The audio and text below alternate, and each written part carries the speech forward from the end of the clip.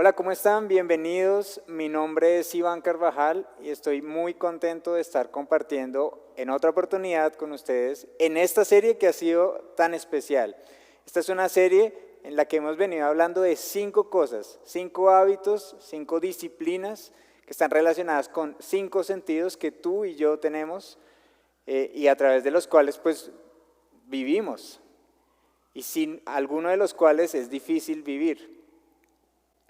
Esos 5 sentidos han estado relacionados directamente con la iglesia, pero ojo, cuando hablo aquí de la iglesia no estoy hablando necesariamente de algo abstracto de una institución, sino estoy hablando del cuerpo humano, de seres humanos que componen una comunidad como esta, nuestra iglesia aquí de Vía Bogotá, pero como también lo han hecho otras comunidades a lo largo de los años a través de muchas vivencias y en otros lugares del mundo. Entonces la iglesia no son las paredes, no es la institución, no es este lugar, por bonito que sea, la iglesia somos tú y somos tú y yo. Nosotros hemos querido centrarnos en esos 5 hábitos, no para hacer una recapitulación histórica, una reseña histórica de cómo la iglesia a través del tiempo ha venido desarrollando hábitos y cómo se puede ser bueno, o cómo se puede seguir mejor a Jesús. No queremos solo eso, nosotros admiramos todo lo que ha hecho la iglesia a través del tiempo, y vuelvo y digo, la iglesia como grupo humano, pero también lo que estoy diciendo es, no es una cosa lejos por allá que hacían algunos, sino es una cosa que podemos traer acá. Y por eso hablamos de hábitos y por eso los queremos relacionar con la vida misma, con cómo sentimos, tocamos, vemos los sentidos. Cuando hablamos de esto, yo no quiero que esto suene tampoco como ni es una revisión histórica, ni tampoco es una evaluación como de algo que nunca vamos a poder llegar a hacer. Al contrario, poder tocar este tema nos permite evaluarnos en el buen sentido, en decir, a mí me falta un poco de este sentido, yo podría desarrollar más esto otro. La iglesia podría funcionar mejor si yo estoy más presente. Eso es lo que queremos provocar con esto, que podamos reorganizarnos, animarnos y como un tornillo que uno ajusta, poder decir, ya con esto podemos funcionar un poco mejor. Nosotros hemos venido entonces hablando de 5 cosas, 5 hábitos, que como ya te dije están relacionados con los 5 sentidos que tenemos, el sentido del olfato, del tacto, del oído, del gusto y de la vista. Espero que no se me haya ido ninguno mal. El sentido del olfato, haciéndote un recorder y si te estás conectando por primera vez, hablábamos de la necesidad de respirar, ¿sí?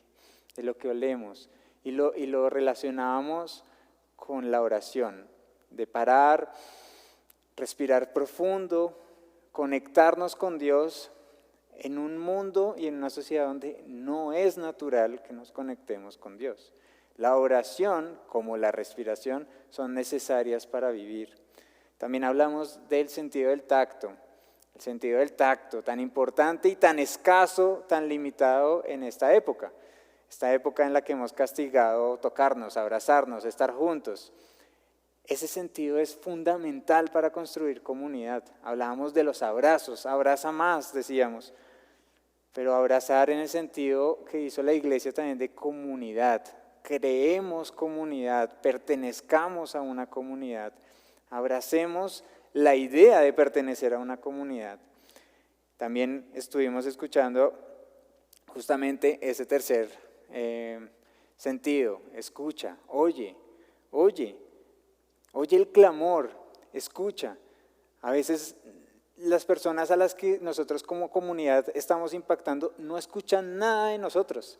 La iglesia a veces es un grupo que se porta bien, que está tranquilo, que no hace nada, no hace ruido, no causa ninguna cosa de escuchar. ¿Ve? Yo nunca he escuchado nada de eso. Lo que decíamos es, nosotros queremos que otros oigan y por eso tenemos que proclamar. Esa es una palabra que suena técnica, pero no es más que decir hablar de Jesús a otros. Y por eso preguntábamos, ¿cuándo fue la última vez que le hablaste acerca de Jesús a otra persona? O, por el contrario, de lo único que hablas es acerca de fútbol, memes, trabajo, estudio, Qué rico que podamos hablar también de Jesús a otros y recordar que otros necesitan escuchar y escuchar a Jesús. ¿Qué sería de la iglesia sin estas 5 cosas? ¿Qué sería de tu vida y de la mía si no tuviéramos uno de estos sentidos? Tendríamos que desarrollar otras cosas, tendría que ser diferente. Hoy yo tengo el privilegio de compartir contigo acerca de mi sentido favorito. Es el sentido del gusto, ¿sí? Y no que yo tenga pues muy buen gusto, solamente que tengo el gusto de compartir con ustedes el sentido del gusto. El sentido de saborear, de comer. Y es que les confieso que a mí me encanta la comida, ¿sí? Y estoy tan agradecido con Dios por tener ese sentido desarrollado del gusto. Estoy tan agradecido porque esta época me ha hecho valorarlo todavía más. Ustedes saben que a causa del COVID muchas personas han perdido el sentido del gusto y del olfato también, pero yo creo que puedo vivir sin el del olfato, pero el del gusto, uy, no. De verdad, gracias a Dios que no he enfermado y que gracias a Dios no he perdido el sentido del gusto y le pido a Dios que no lo pierda porque no hay nada más rico que saborear la comida, comer algo rico, que tú digas, uy, esto está muy chévere. Mi esposa me está molestando todo el tiempo porque yo tengo como lo que ella ha llamado como un espíritu de gordito. Yo no quiero como que esto suene como a burla o a insulto, ¿no? Ni más falta, sino que ella dice, tú podrías ser como alguien que solo piensa en comer, o sea, todo el tiempo está pensando en comer, ¿sí? A veces ella, por ejemplo, me pregunta, ¿quieres más? Y yo siempre digo que sí, y siempre me dice, ¿pero porque tienes hambre o porque puedes comer más? Y bueno, la respuesta es yo siempre puedo comer más. En el COVID hay gente que ha perdido la capacidad de saborear. Se alimentan, pero no les sabe a nada, ¿sí? Hace poco hablaba con una amiga y me contaba que lloraba porque perdió ese sentido con el tema del COVID y no lo ha recuperado del todo. Es más, probó su helado favorito con la ilusión de poder volver a saborearlo y lloraba, nos contaba que lloraba pensando que pues lo que ella sentía era que estaba comiendo un cubo de hielo, básicamente. Yo sé que sobre la comida se podrían decir tantas cosas, hay que comer bien, hay que alimentarnos, hay que escoger cosas que en verdad nos nutran. Los médicos hablan que dormir bien y comer bien son 2 factores decisivos, van a afectar tu salud positiva o negativamente, de una. La pregunta es, si eso es para la comida y para el cuerpo, que es el enlace que queremos hacer, ¿qué tiene que ver eso con la comunidad y con la iglesia? Bueno, si nosotros somos seguidores de Jesús, ¿cómo podríamos no alimentarnos de sus palabras? ¿Cómo? ¿Cómo podríamos no alimentarnos de lo que Jesús tiene para decirnos? Eso es como cuando uno dice que sigue a determinada persona, influencer, pensador, filósofo, bueno, hoy en día se puede decir muchas cosas, y no sigo nada ni consumo nada de lo que esa persona o figura pública dice. Eso es como que yo te digo, a mí me encanta Gabriel García Márquez, ay, qué chévere, cuéntame, ¿cuál es tu libro favorito? No, yo no he leído nada de él, pero es que me gusta mucho, me parece que pues ese bigote le queda muy bien. O sea, eso no es seguirlo, no estás consumiendo, dicen hoy los medios de comunicación, dicen hoy las redes, hay que consumir el contenido. Y eso no lo hacemos con Jesús. Entonces, ¿qué tipo de seguidores de Jesús podríamos ser nosotros como iglesia si no consumimos sus palabras? Si no nos alimentamos de ellas. A mí me gusta muchísimo un dulce, que es gomas con chocolate. Yo sé que el mundo se podría dividir entre gente que le gustan mucho las gomas y mucho los chocolates. A mí me gustan las dos. Y cuando yo pienso en ese dulce, de verdad que empiezo como a saborearlo, como a sentir, uy, sería muy rico comerme una ahorita. Y esto es lo mismo que debería despertar para nosotros leer, sentir las palabras de Jesús cercanas a nuestro corazón. Cuando yo era más pequeño, yo les confieso, más pelado, más nuevo en seguir a Jesús, yo les confieso que yo pensaba que cuando la gente hablaba de la palabra de Dios, que es finalmente lo que estoy diciendo, eso que consumimos, lo que deberíamos consumir. Yo pensaba que cuando la gente habla de la palabra de Dios era como un eufemismo, como una palabra rimbombante como para decirle a la Biblia. Yo pensaba que era como un término de viejitos. Era como, no, cuidado, esa es la palabra de Dios, ¿sí? Pero yo pues veía en mis clases de religión, pues era la Biblia, yo la cargaba pues cuando tenía clase. Yo pensaba que eso tenía una cosa como muy grande, espiritual, que era difícil pues, de digerir. Me costó trabajo, y aunque lo que voy a decir pues es bobo, pero me costó trabajo entender que eran eso, literalmente las palabras de Dios puestas en un libro que estaba a mi alcance. Eso me dio trabajo. Y si las palabras de Dios están puestas en un libro que está a mi alcance, a escuchar a Dios, pues debe ser entonces leer, acercarme a ese libro, consumirlo, traerlo a mi vida, meditar en él, memorizarlo y permitir que también eso se quede en mi corazón y en mi mente. Pero es que ese cuento para un pelado o para un adolescente, yo no sé cuántos jóvenes de pronto que puedan estar viendo esto, les digan, uy, qué chévere ese plan, leer. Hoy en día pensamos, ¿leer? ¿No hay película luego? ¿No han hecho película? ¿Sí? Memorizar, tómele una foto. ¿Sí? Meditar en eso, no. ¿Sí? Pero déjenme decirles que les traigo esperanza aquí. ¿Sí? A todos los que de pronto no les guste y hablar de la palabra de Dios sea de una vez pensar en, nos puso a leer, ¿qué vamos a hacer? Les tengo esperanza, miren, la traigo a través de una historia rápida para decir, una de las personas más influyentes en mi vida, yo tengo que decirlo así, fue mi abuelo. Mi abuelo vivió 103 años, luego tuve mucho tiempo para compartir con él. Y a mí me encantaba estar con él, yo crecí, pasaba vacaciones con él, pasaba mucho tiempo allá en su casa y yo imitaba cosas que él hacía y yo me la pasaba cerca de él. Y miren, una de las cosas que más imitaba para la burla incluso de algunas personas y anécdotas y todo, eran sus dichos. Yo no sé por qué, bueno, sí sé por qué, pero yo resultaba repitiendo lo que el abuelo decía. Y es que a mí me encantaba escucharlo. O sea, yo nunca invertí tiempo en decir, tengo que memorizar esta palabra de mi abuelo. No, yo pasaba tanto tiempo con él que era natural, era absolutamente natural repetir sus palabras, repetir sus chistes. Entonces yo estaba muy expuesto a eso.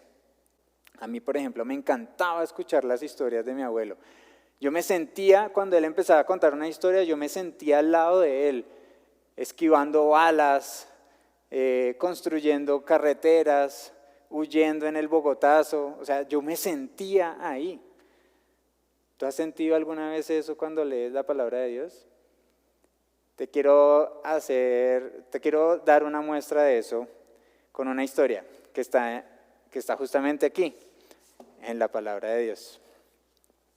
Y la voy a leer, pero además te quiero invitar a saborearla.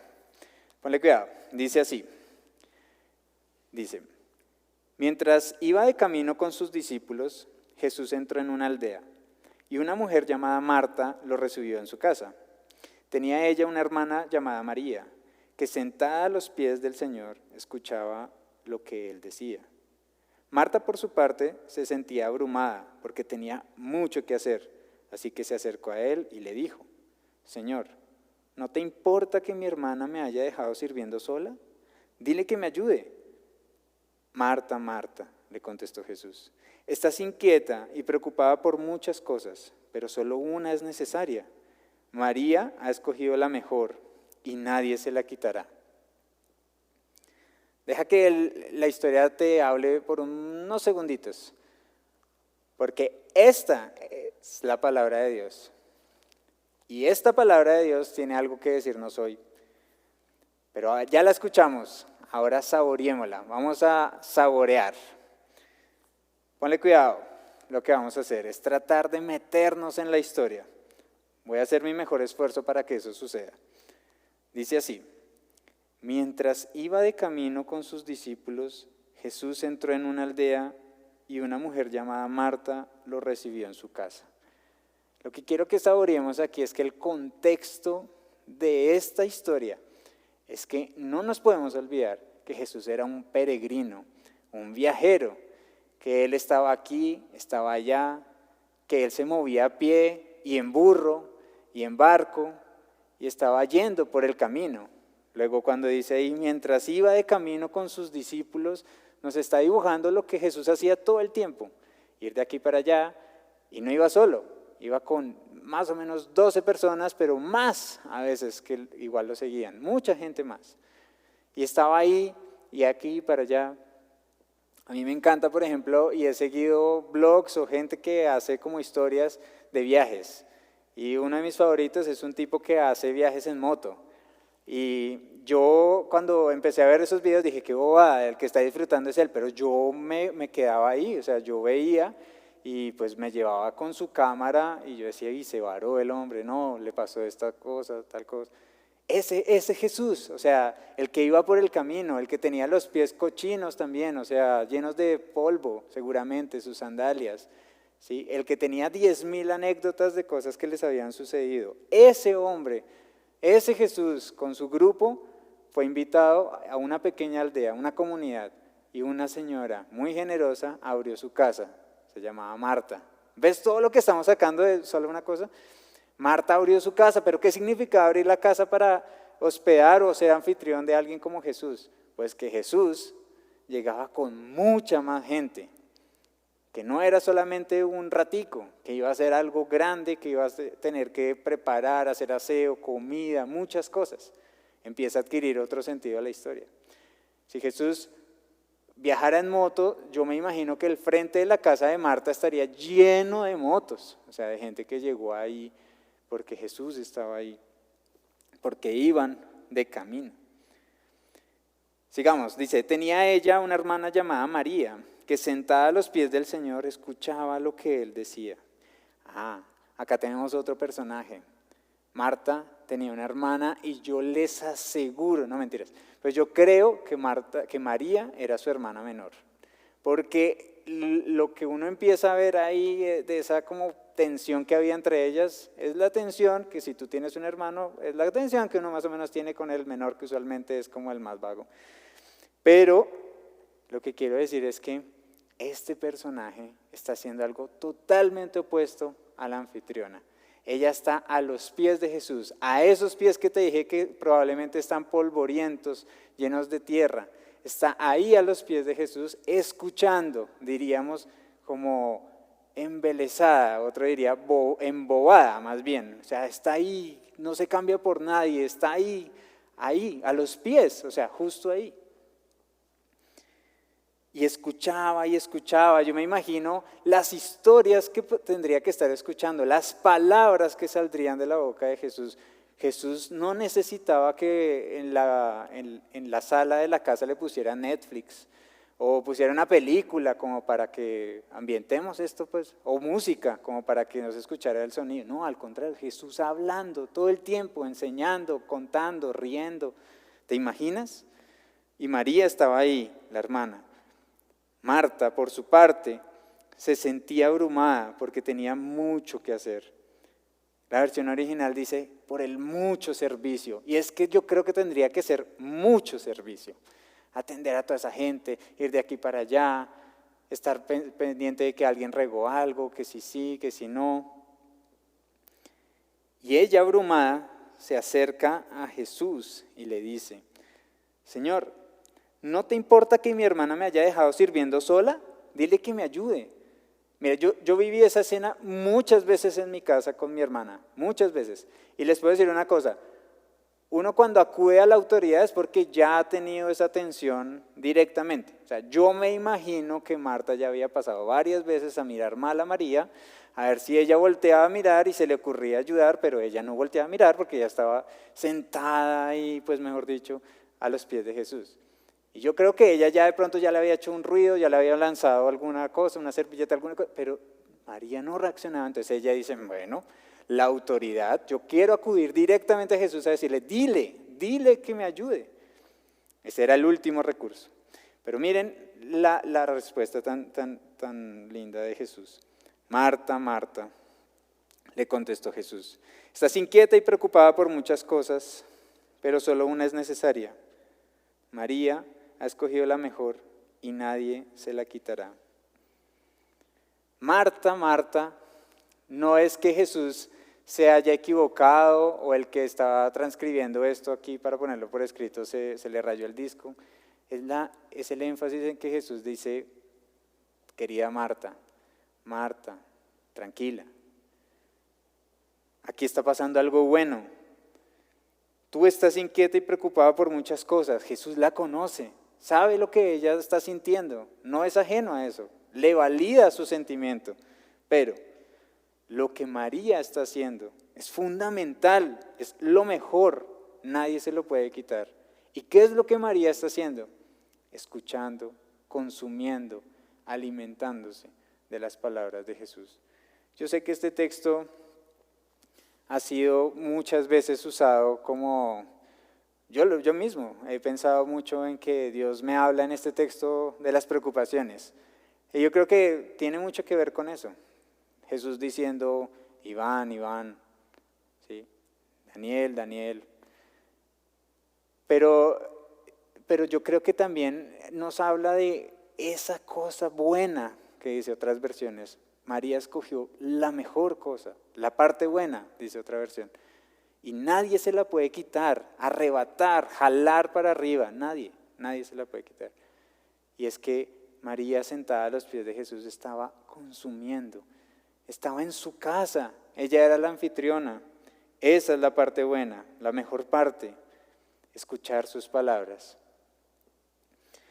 Marta y María tuvieron el privilegio de escuchar las palabras de Jesús, salir de su propia boca, en su propia casa, estar ahí. ¿Tú no estarías ahí cerca? Pues te digo una buena noticia, hoy nosotros tenemos el privilegio de leerla, de saborearla, de que nos la expliquen, por eso vamos a la iglesia, por eso participamos en grupos, de compartirla con otros, de preguntar, de decir ¿qué dice acá? Ese es un privilegio que a veces nosotros no valoramos, porque pues, a veces tristemente lo valoramos cuando ya no lo tengamos. Pero eso también me hace pensar en la necesidad de venir a ella a diario.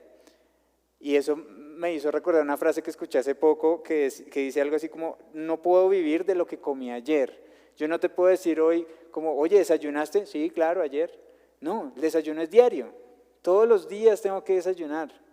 Todos los días tengo que estar consumiendo, alimentándome. Y lo mismo pasa con la Biblia. Ojalá todos los días pudiéramos estar consumiendo sus palabras.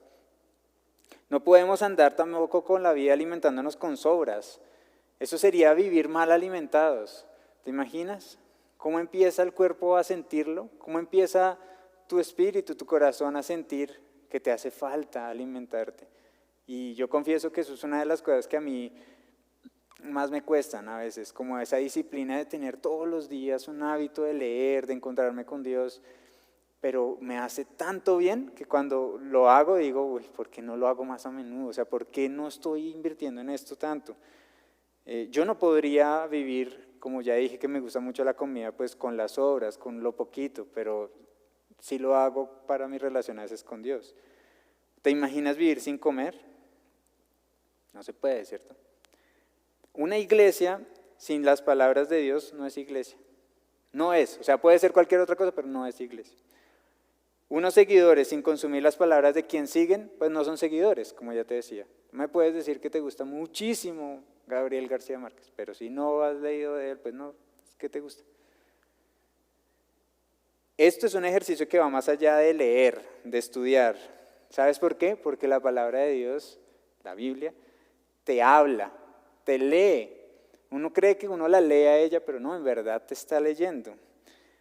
Y esa es una paradoja linda con la que me gustaría ir terminando el mensaje, es la palabra de Dios no es solamente como que, ay, la escuché y tan chévere y lo puedo como tuitear y tal, sino que te empieza también a examinar, a leer, ¿sí? Y la paradoja te la quiero ilustrar con un pedacito de otro lugar, de otra parte de la palabra de Dios, de otra parte de la Biblia, que está en un libro que nos da miedo, es Apocalipsis, es una revelación que está teniendo Juan, que es el que escribe, y dice, yo veía unas cosas pues muy increíbles. En uno de esos pedazos él afirma que él está escribiendo que vio un ángel enorme, un ángel altísimo, y ese ángel grandote tenía en su mano grandota un librito. Y él escribe esto, mira, acá va a aparecer, dice: entonces fui al ángel y le dije que me diera el librito, porque eso era lo que se le habían pedido. Y él me dijo: tómalo y devóralo, te amargará las entrañas, pero en tu boca será dulce como la miel. Tomé el librito de la mano del ángel y lo devoré, y en mi boca fue dulce como la miel, pero cuando lo comí me amargó las entrañas. La palabra es dulce y amarga. Yo no quiero asustarte con eso, por eso te decía, es una curiosa dualidad. ¿Sabes por qué? Porque nos lee, nos expone. A nosotros nos encanta pensar que, ay, qué rico que Dios sea luz, ¿sí? Que la palabra de Dios es lumbrera mi caminar, que Jesús dijo que él es la luz del mundo. Entonces decimos eso y, por ejemplo, en Navidad suena más lindo todavía, pero la luz también te acerca a tu realidad y la luz te alumbra a ti también, y la luz te hace ver que acá te está saliendo un barrito, que no te has afeitado, que tienes ojeras, que luces triste. La luz también te expone, la palabra de Dios también te expone. La palabra de Dios está llena de esperanza, de ánimo, de amor, pero también de exhortaciones, de responsabilidades. Por eso no se vale, o algo está pasando, si yo la leo y digo, ay, bueno, no, chévere, no tengo que mentir, y la cierro y vuelvo y digo una mentira. Algo está pasando ahí, hay que dejar que ella también nos lea. Tengo un dato curioso y 3 preguntas para terminar. El dato curioso es, esto era tan importante en la antigüedad que hay un capítulo entero, un salmo completo, el 119, dedicado a cosas que se relacionan con la palabra de Dios, a su valor, a lo importante que es. Y era tan importante que los jóvenes tenían la responsabilidad de memorizarla. Espero te provoque leer, es el capítulo más extenso de toda la Biblia, tiene muchos versículos, pero vale la pena leerlo, si esto ojalá te provoque hacerlo. Y las 3 preguntas para terminar son las siguientes. Piensa en esto, ¿qué palabras definen o influyen en tu vida? Ojo que no estoy diciendo qué palabras de Dios, sino qué palabras influyen o definen tu vida. Cuando uno le echa cabeza a eso, a veces piensa en cosas hasta malas que le han dicho y que te han definido y que te han llenado de inseguridades.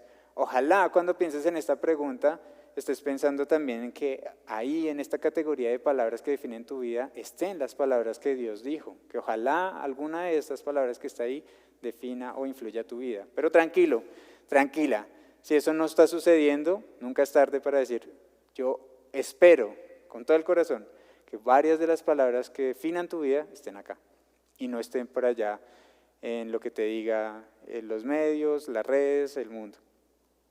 La segunda pregunta para que lo pienses es, ¿cómo puedes saborear más la palabra de Dios? ¿Cómo la puedes saborear más? Hoy intentamos hacer un ejercicio para darnos cuenta que María, en el ejemplo de la historia, estaba saboreando lo que Jesús estaba diciendo. Nada ni nadie nos puede quitar sus palabras. ¿Cómo las podemos saborear más? ¿Cómo podemos hacer para no hacer solamente un devocional y no entendí nada? Pregunta, hay grupos de apoyo, hay grupos que ahorita ya están empezando, hay personas acá en la iglesia que te pueden ayudar a saborear más, a leer juntos. Y finalmente, piensa en esto, ¿qué se dice de las palabras de Dios en la palabra de Dios? Yo sé que suena como que me hubiera equivocado, pero no. ¿Qué dice aquí acerca de las palabras de Dios? Y te vas a sorprender. Y yo quería dejarte 3 ejemplos, creo que son, ¿sí? 3 ejemplos que van a aparecer aquí en la pantalla. 3 ejemplos de 3 citas así, para que tú las veas. No te preocupes que también van a aparecer en la descripción del video, ahí van a aparecer. Pero te quiero dejar un reto, un desafío, algo práctico. Es busca, lee lo que está acá, y trata de pensar, ¿qué dice eso? ¿Qué dice eso de Dios? ¿Sí? ¿Qué dice eso? Yo ya te adelanté una. Hay un lugar en donde dice la palabra de Dios es como una lámpara que alumbra mi camino, me ayuda a ubicarme, me ayuda a ver. ¿Qué dice de eso? Mi deseo es que este cuarto hábito sea algo a lo que le metamos mucho, mucho, mucho. Algo tan importante como comer, alimentarnos bien, porque Jesús dijo, esta es la parte buena y nadie ni nada se las puede quitar.